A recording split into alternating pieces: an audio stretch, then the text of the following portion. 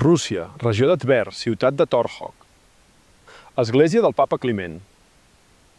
L'entrada principal a l'església és des del carrer. Va resultar que estava per sota del nivell de la vorera. Per entrar a l'església cal baixar. T'ho mostro des del costat contrari. Aquest és l'altar de l'església. La finestra de l'altar era a nivell del terra. Mirem l'església des del costat. Un pòrtic clàssic meravellós. I els ampits de les finestres estan al nivell del terra. La porta d'entrada principal ha de ser més alta que el nivell de la vorera. La base de la columna se situa generalment al graó superior. Aquí hi hauria d'haver esglaons.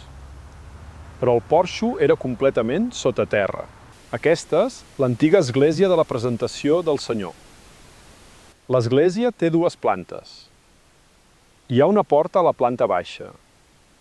Hi havia una porta al segon pis, però estava segellada. La porta inferior es va fer durant la construcció.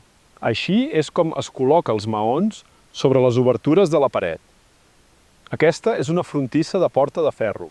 Aquestes frontisses s'insereixen durant la construcció d'un edifici. Mira el nivell del terra.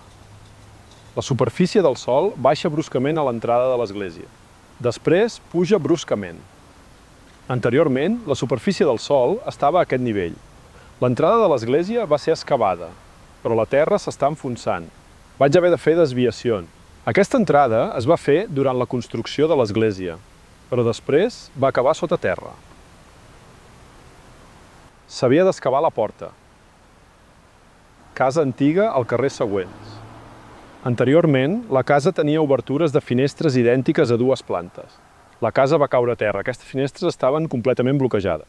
Al costat del carrer es van reduir les obertures de les finestres. La seva alçada es va reduir per la meitat.